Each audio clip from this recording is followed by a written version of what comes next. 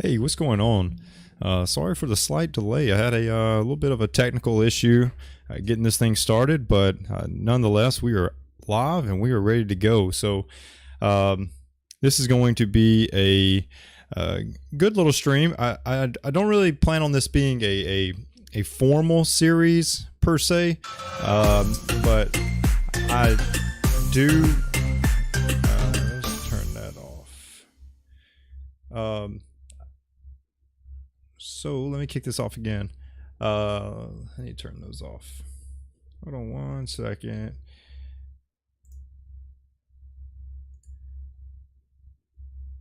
All right. So here we go. So like I said, I don't really plan on this being a formal stream per se. I mean formal stream. See, I'm thrown off now. This whole technology thing just really threw me off. I don't plan on this being a formal series, but I am going to do a little bit of a little stretch of sort of home buying and sort of getting in that mindset around home owning and trying to just show all my listeners how you can be a homeowner. And this sort of all started from a recent article that I ran across, and it said 48% of renters worry they won't ever be able to buy a home. That was a survey. It was done by LendingTree, and it really caught my eye. Right, like I read that and I was like, huh. 50%, almost 48% to be exact, by the survey. 48% of renters out there don't think they'll ever be able to buy a home, and I was thrown. I'm not going to lie to you. I was thrown for the simple fact that couldn't be further from the truth. So this survey, it was completed by LendingTree. They surveyed 1,800 consumers, and they found the following for the top 5 reasons. There's more reasons. If you're watching this live, you can see them on the screen. If you're watching it live, you can see it, but there's 5 reasons out there that renters aren't buying a home, and they don't feel like that they can, right? And that's what is really just throwing me. 54%, they say they can't afford a down payment. 36% are saying that prices are too high in their current area. 32% are affected by their credit scores, making it harder for them to qualify. 25% don't have a stable job, and 22% are not sure where to settle down. And I mean, yeah. So this clickbait, it got me. Like, the clickbait got me. 48% renter.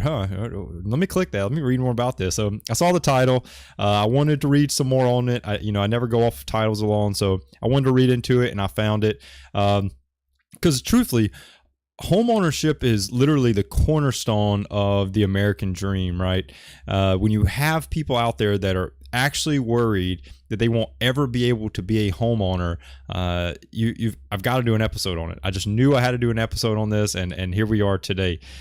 So you might ask, why did you it was so important to you? And I was like, well, that's pretty easy. It's pretty easy for me to answer that, actually. Well, it's simply something that no one should be worried about, because it's not true. Like, it's totally not true. Every person is able to be a homeowner, and it is something that you control. And that's the part that I really wanted to push. I really wanted to get out there. I wanted everyone to know that you can be a homeowner. And this episode is all about giving you 3 steps that you can take so you can become a homeowner ultimately. You don't believe me, that you're in control of it? Well, let's think about the statistics for just a second. So I've got them up on the screen if you're watching live. But number 1 was they were saying they can't afford a down payment. Well, my question to that individual would say, well, how much effort have you put into cutting your spending so that you can begin saving for that down payment? And if, I don't know what the answer is, but that would be my question. The other one, the second highest, was prices are too high in their area.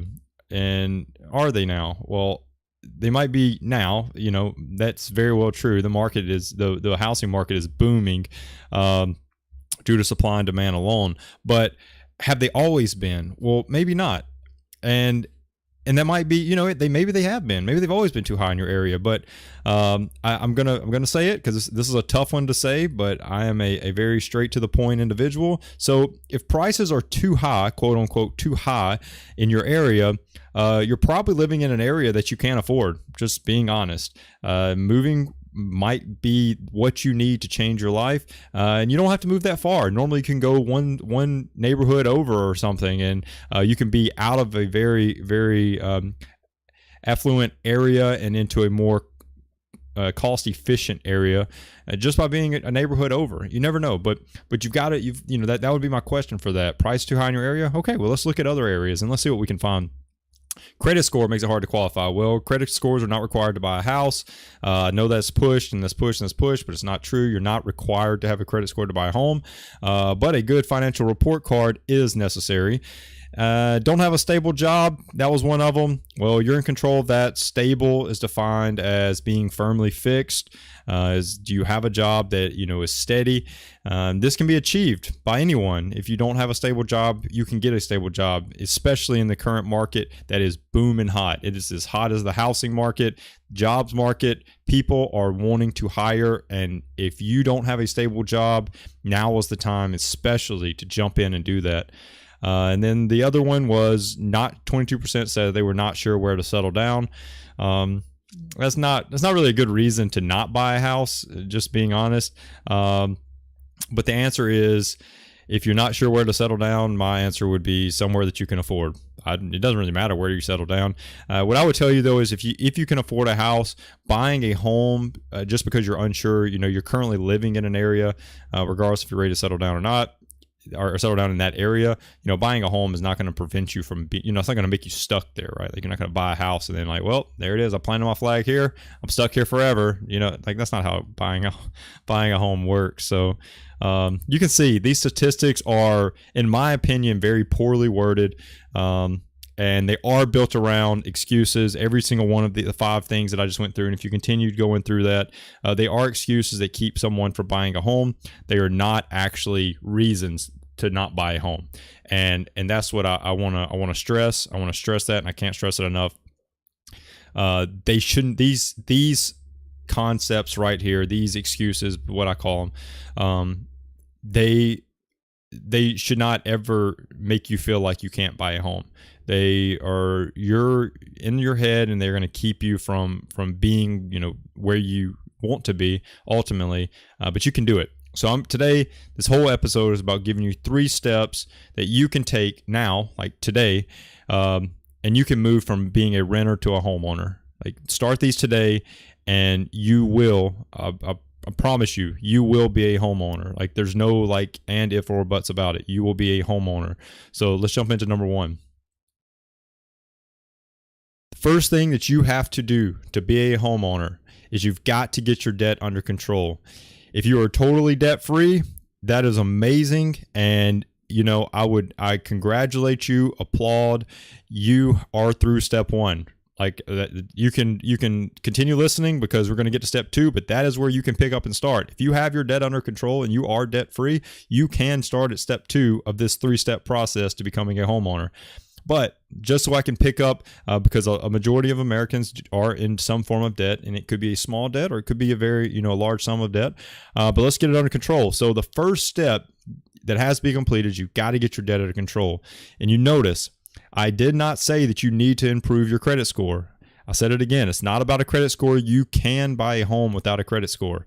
What you need to do is get out of debt so that you can start making positive progress in your finances.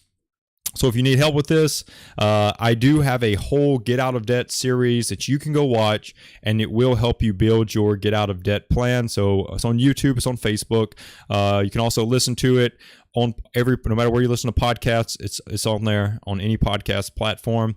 Go listen to it. It can really help you in building that Get Out of Debt plan. From step 1 all the way to step 4, you will take all 4 videos, go through them, and you will have a debt-free journey if you'll put all those things, all the fundamentals into practice. Okay.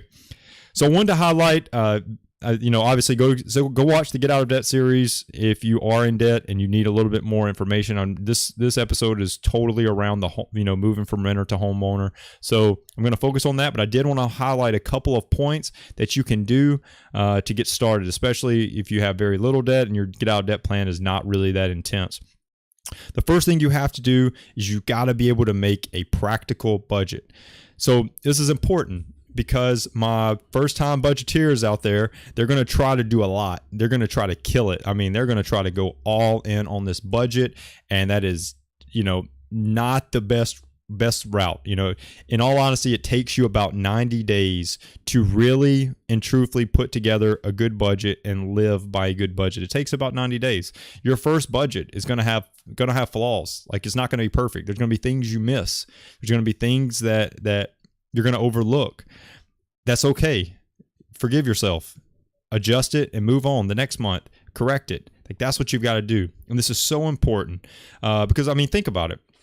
If someone is trying to lose weight, right, and they say, I'm going to eat 200 calories a day and I'm going to lose weight, how long is that going to last? They very well might lose weight. You might very well get out of debt one day without ever making a budget. But how long is it going to last? And that's the question. It's not going to last very long. Or, using the same example, if someone's about to start exercising and they say, oh, they're going to exercise 5 days a week. Well, how long is that going to last? Well, probably not long, because that's a stretch on your commitment.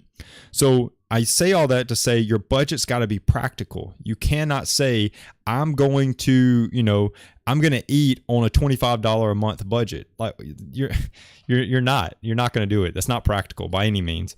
So be fair with yourself, be realistic, be practical, but you have to identify those areas that you're overspending in currently and begin to adjust and change those. And that's important.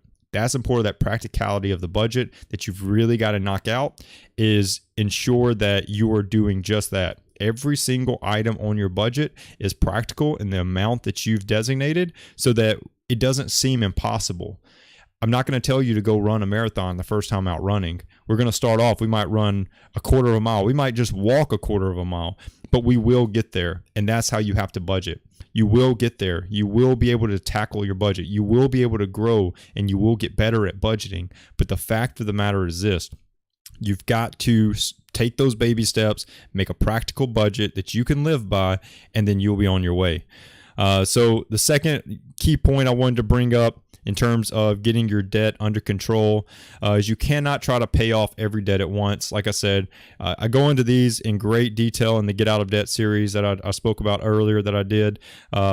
But I did want to tell you that you've got to be laser focused on getting out of debt, one debt at a time. The easiest way to do that is the two you see on the screen if you're watching this live. If you're listening to this on the podcast, it's the debt avalanche and the debt snowball. So two easiest ways to tackle debt quickly. And I do cover these in detail in the Get Out of Debt series. Go check out that link. It's in the description for the Get Out of Debt series. It'll take you right to the page where all the episodes right there are, and watch all 4 episodes and you will be on your way to being debt free. So both of those allow you to, the avalanche and the snowball both allow you to get out of debt. Focusing on one debt at a time. Just how you approach it. One is based off of tackling, debts by smallest to largest or largest to smallest, whichever one, and the other one focuses on interest rate. So neither here nor there, but pick one and roll with it. It helps you focus on one debt at a time. So why is this important when it comes to, dude, why are we talking about debt? I came and I watched this video because I wanted to move from renter to homeowner. Well, lenders are going to want to see a debt to income ratio of less than 43%. That's the average. And that ratio gives lenders a very good idea of how well you manage your money and how much home you can afford. The ratio is calculated pretty simply by taking your monthly recurring debt and dividing that by your total pre-tax income. And then you multiply it by 100 and that'll give you the percentage. So the percentage is the most common way that lenders are going to get a quick judge if you pre-qualify or not for a loan, and that's going to help in that mortgage process. So if you have tons of debt, that's going to increase your debt to income ratio percentage, and that's going to affect your ability to buy a home. And so that's why this whole thing is important. This whole get your debt under control, that's why it's important. Because I want you to think about it. If I told you, if I was like, hey, I've got a friend, he makes $75,000 a year and he wants to buy a house, but he can't, you would be totally mind blown. I mean, your mind would explode. You'd be like, what? Dude makes $75,000 a year and he can't buy a house? Like, what's wrong with this guy? But I mean, let's think about it. Break it down. I'm gonna use the gross instead of net, so you can get some easy math here. But the individual using $75,000 a year is making about $6,250 a month. I'll say their current rent is $1,100. Car loan costs them about $750 a month. Student loans is about $500 a month. Personal loan is about $550 a month, and the credit card debt's about $200 a month. Those debts right there alone would put that individual at a 49% debt to income ratio. And that shows you that it's more than just how much you make. Like when you hear people tell you how much they make, or if you understand how much someone makes, that doesn't mean that they are financially well off. There's people out there that are making a ton less that are worth a lot more, because it's all about how you manage what you make. It's not about at all. You have to organize how much you make, and you will end up wealthier in the end. You will be able to move from renter to homeowner if you're managing your money. So that first part is getting control of your debt, because if your debts are eliminated, you will look financially healthy enough and a perfect candidate to be ready to buy a home. So knock out your debt. Get your debt under control, and once that happens, you can move into step 2. For all those that are listening that are already debt free, here is where you pick up and you get started right here at step 2. So step 2 is you've got to be able to achieve a stable income. That's number 2. Stable income is achieved when you are working a job that is, steady, right? It's stable. You've worked it for, most lenders are looking at someone that's worked a job for roughly 2 years. And that's not really a requirement, but that is a good starting point, because, people that are getting new jobs often, that are, constantly switching jobs, they kind of look unreliable to a lender. And I'm not saying that's true. I'm not saying you are unreliable. There's a lot of things out there that would make someone need or want to switch jobs. But when you're thinking about it from a lender, if you're about to give someone $400,000 for a house and, they're constantly in and out of jobs, how does that look to you? And that's how the lender's going to look at it, right? So you've got to be able to show that you have a stable income. They're not going to want to just give you money to buy a home when you don't really look like that you can maintain a steady enough job to afford a home. So the biggest takeaway right here when it comes to stable income is to know that a lender wants to see consistency in your life, and that's it. So if you just got promoted, that's awesome, and that will be considered. You shouldn't have problems getting a mortgage because you just got a promotion 6 months after you just switched jobs. If you're self-employed, it can make this step a little bit more difficult, because normally lenders want to see, pay stubs and that things of that nature. But if you are self-employed, they'll want to see your last 2 years tax returns normally, and this will give a good idea of how much income that you are bringing in on a regular basis per year. So this is easy stuff, right? So if you'll look at the screen, if you're watching this live, if you're listening to this on a podcast, I'm gonna call out a couple of states, but right here I've got a map that shows you the salary you need to afford the average home in your state.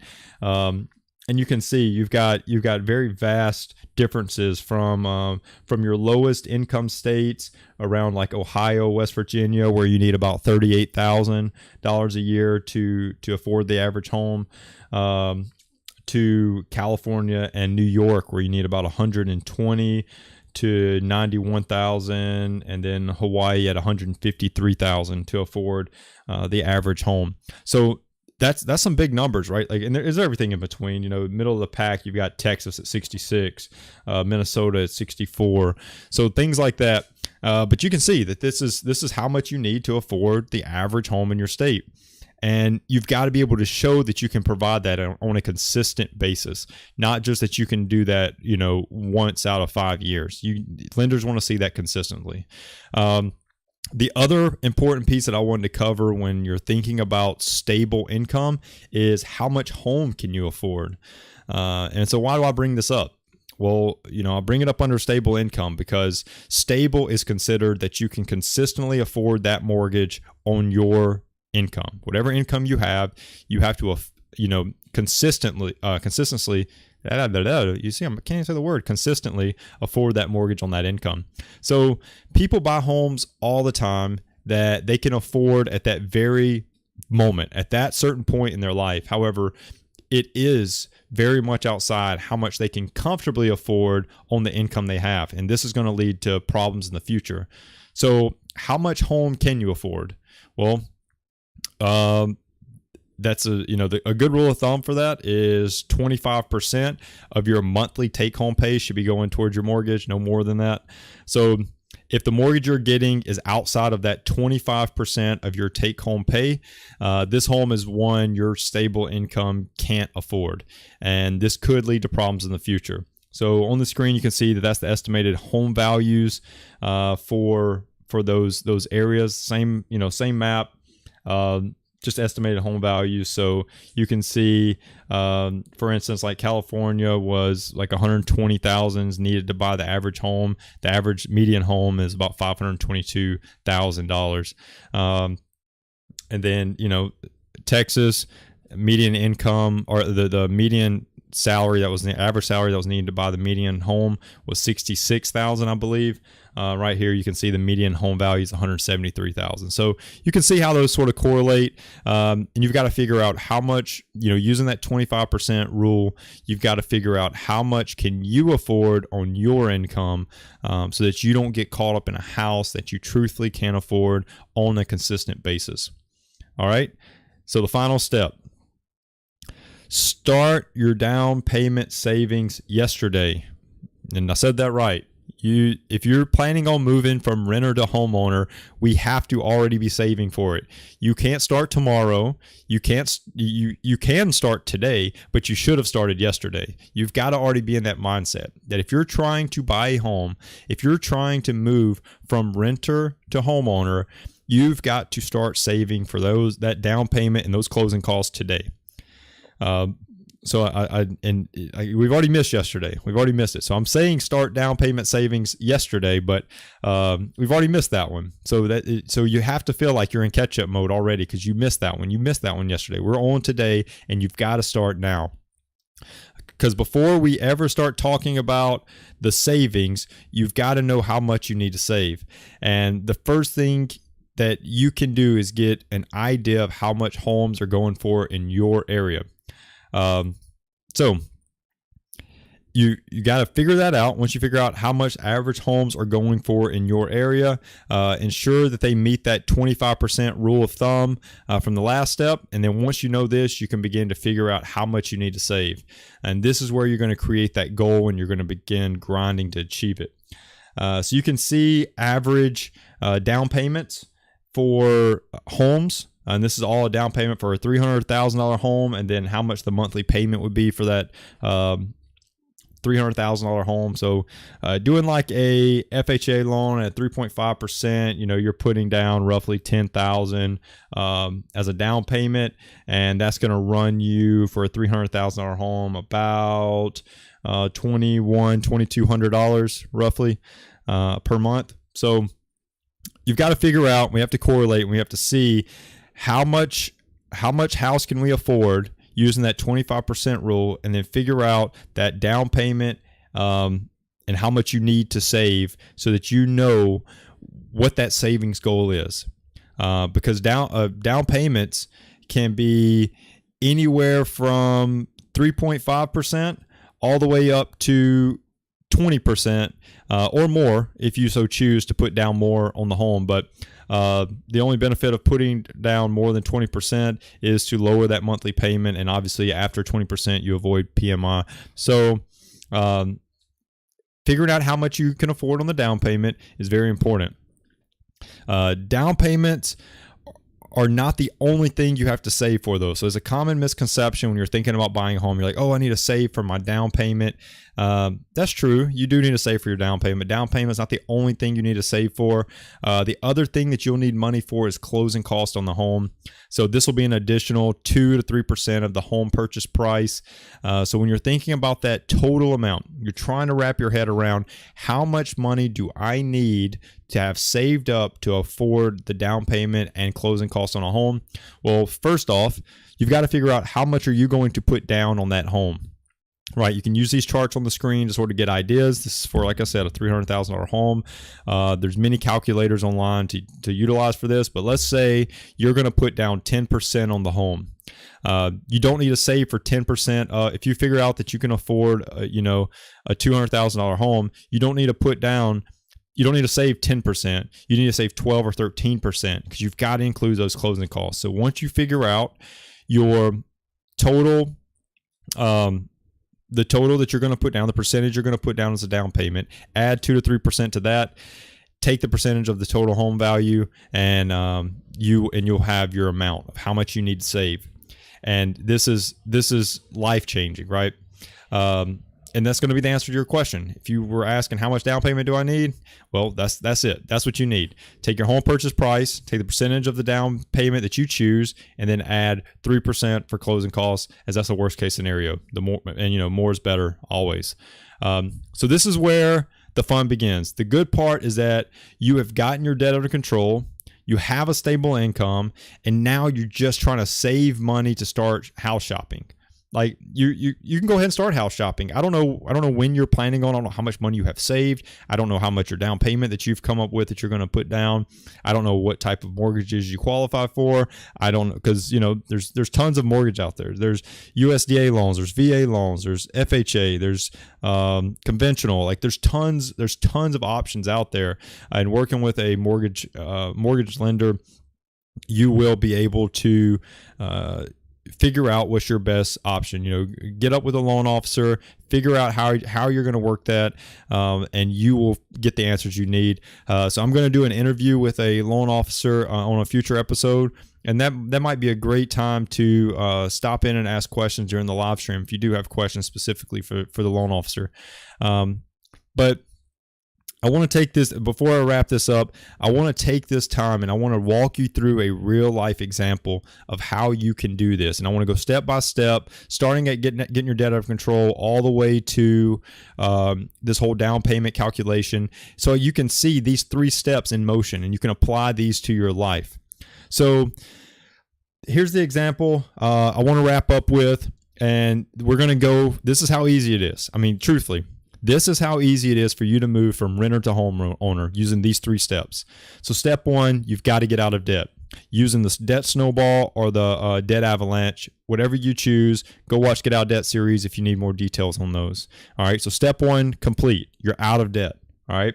Step 2, you've got to stabilize your income. You've got to get your income under control. You've got to get a steady job that's going to keep your income at a steady level to show consistency to the lender.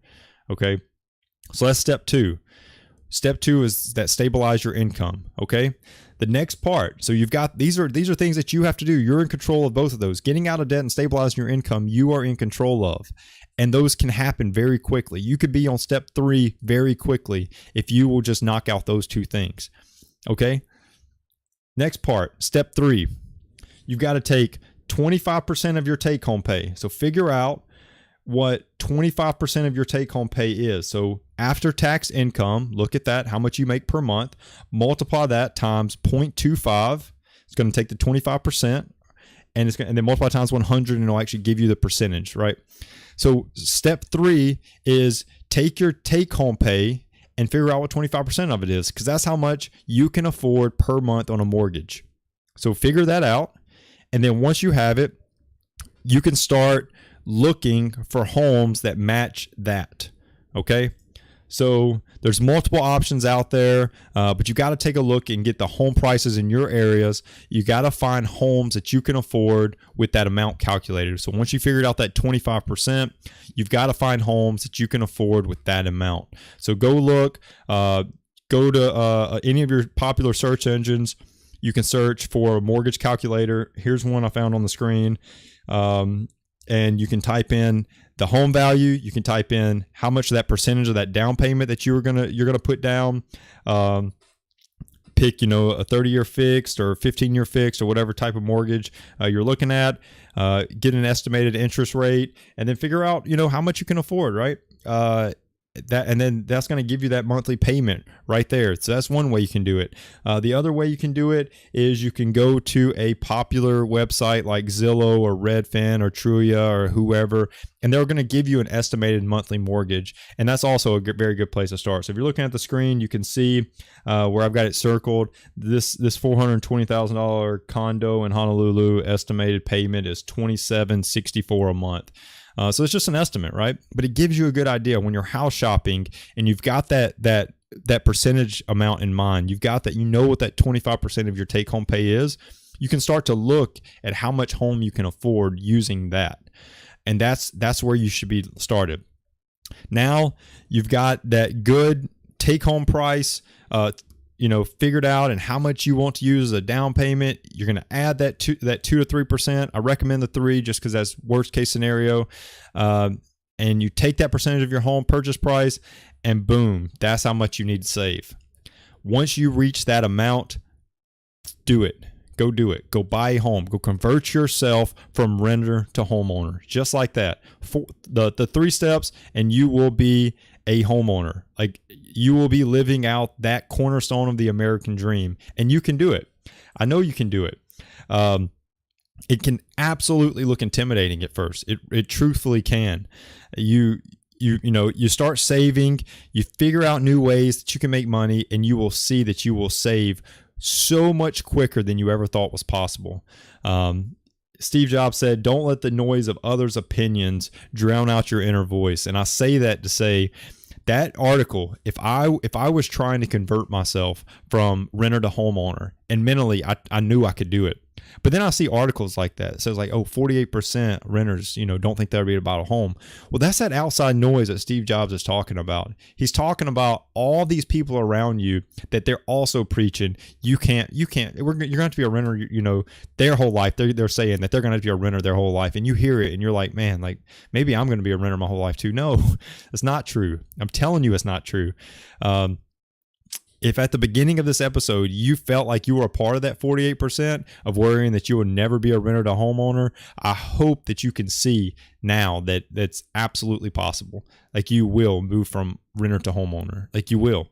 And that's what it's all about. I mean, honestly, that's what it's all about. And then when you achieve it and you've done the part of the process that I truthfully enjoy, and I think brings the most value to the individual, is steps 1 specifically is getting control of that debt. Is that you learn so much when you're getting out of debt that it will make 2 and 3 that much easier. You will start figuring out all these different ways to not only save faster for that down payment, but to save faster to get yourself out of debt. And you will figure it out, and you will work through it and make it happen. And I think that is truly, when you value that home, you love that home, you appreciate that home because you know all the sweat and tears that went into that home. So if you're ready and you need a little help expediting the process, then I'm telling you, go to financialmirror.org/contact and fill out that contact form. I'll be in contact with you because as a financial coach, I can be there and I can help you get through those 3 steps quickly. I can be your financial coach and help you build your personal home buying plan, and we will get you there. So like I said, go to financialmirror.org/contact, fill out that contact form. That's going to alert me, and I'll make contact with you, and we'll work together, and we'll come up with the personal plan that you need to make all this happen. Finally, if you do want to give an extra dose of support to the stream, go to my merch page at thefinancialmirror.org/merch and pick you up some awesome Financial Mirror gear. There's tons of new things. I just added the new Financial Mirror shirts on there that have the logo on it. The podcast logo on it. So go and check out some of that gear. If there's anything that you're interested in, pick you up a shirt, mug, whatever suits your fancy. And it truly is appreciated for the support that you continue to show the Financial Mirror. I truly appreciate everyone tuning in. Don't forget to subscribe, like, comment, and share with any of your friends and family members that could use this information. If you're listening to this on the podcast, thank you. Don't forget to subscribe and leave a 5-star review and a written comment. Both of those go truly a long ways. So until next week, peace. Continue improving the one thing you can control, yourself. Have a good one.